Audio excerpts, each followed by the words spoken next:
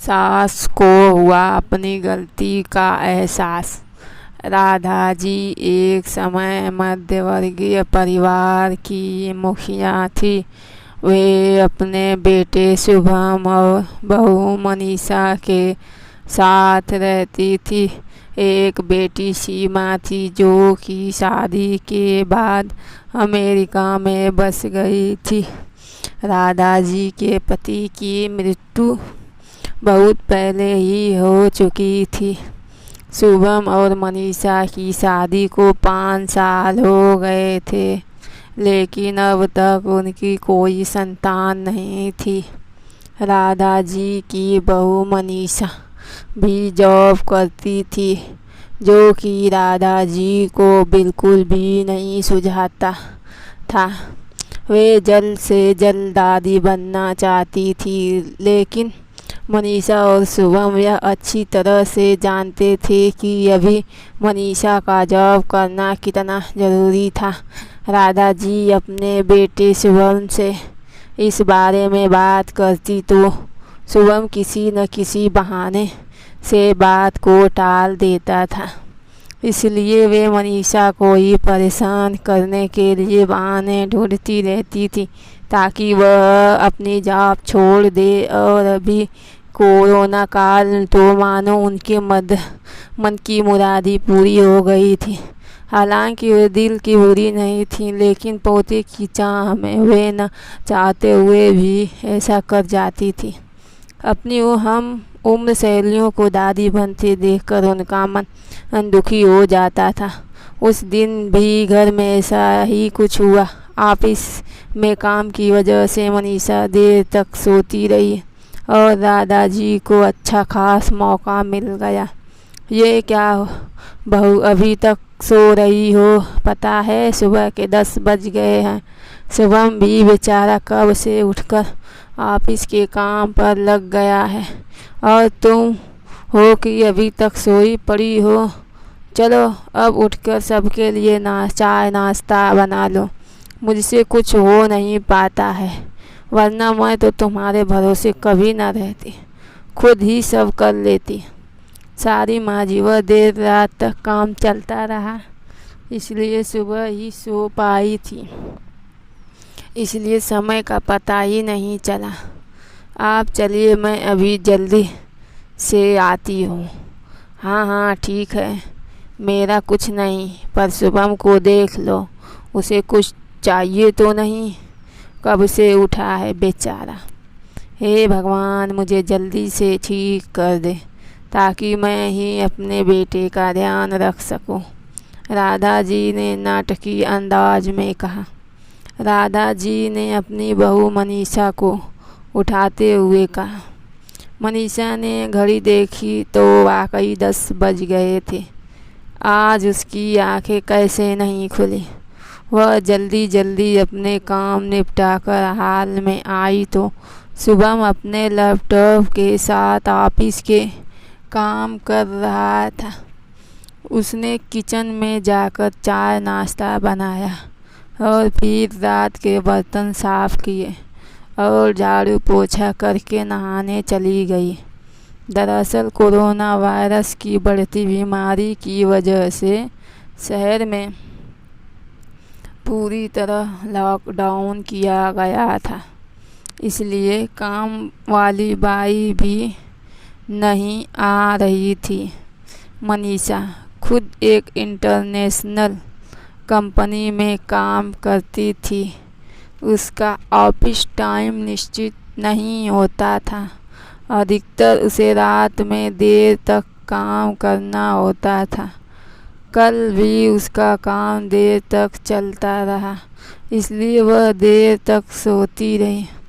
मनीषा नहाकर आई तो देखा कि उसकी सास अपने कमरे में अपनी सहेली से फ़ोन पर बात कर रही थी।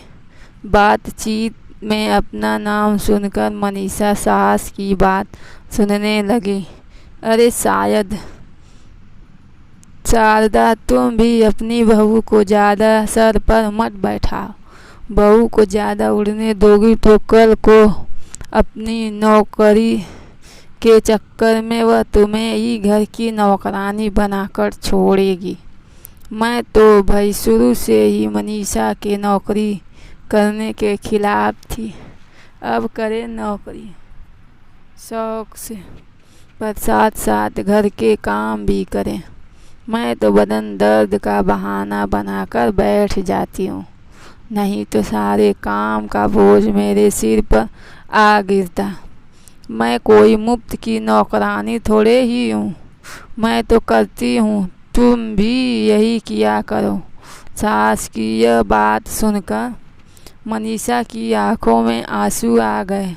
वह जिस सास को बीमार समझकर उनकी दिन रात सेवा करती है, उन्हें एक गिलास तक उठाने नहीं देती है, सारा दिन घर का और रात को ऑफिस का काम करके थकान से चूर होकर भी उफ नहीं करती, उसका यह फल मिला है उसे।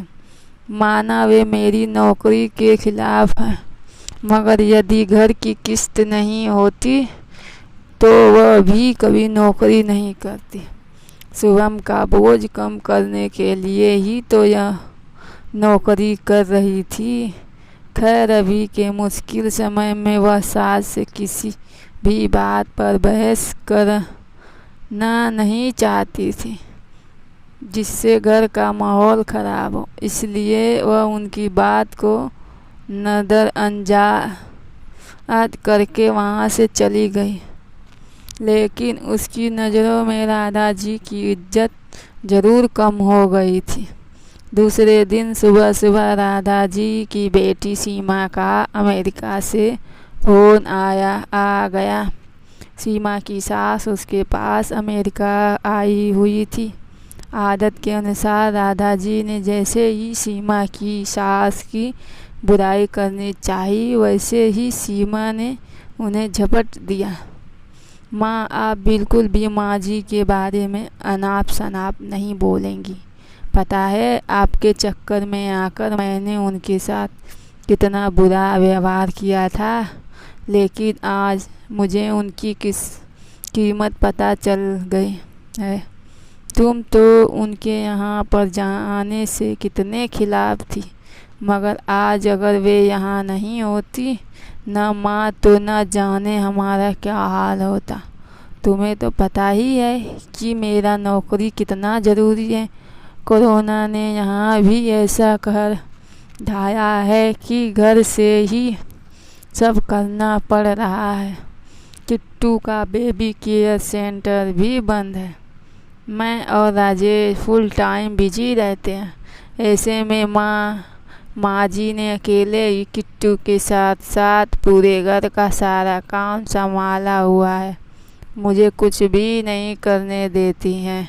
अगर वे नहीं होती तो माँ हमारा क्या होता, यह सोचकर रोंगटे खड़े हो जाते हैं। सच में माँ वे कोई साधारण महिला नहीं है, बल्कि मेरे लिए तो देवी है, देवी समान है। मेरा इतना अपमान करने के बावजूद और सीमा रोने लगी। उनके फ़ोन कट कर दिया। सीमा की बात सुनकर राधा जी की भी आंखें भर आई।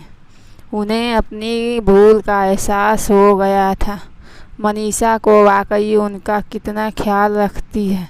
उनकी कड़वी से कड़वी बात का भी बुरा नहीं मानती है, उल्टे जवाब भी नहीं देती है।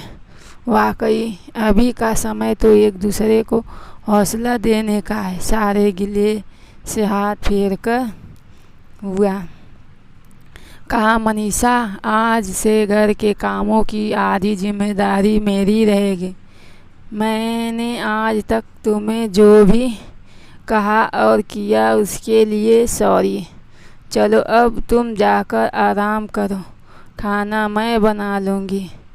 इधर सास का बदला हुआ रूप देखकर मनीषा की भी आंखें में खुशी के आंसू आ गए और अपनी सास के प्रति उसके मन में फिर से पहले वाला सम्मान वापस आ गया था।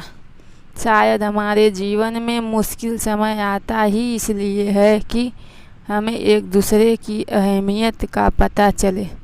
अपनी गलतियों का एहसास होने और आगे बढ़कर माफ़ी मांगने से वाकई इंसान छोटा नहीं बल्कि बहुत बड़ा हो जाता है, राधा जी की तरह।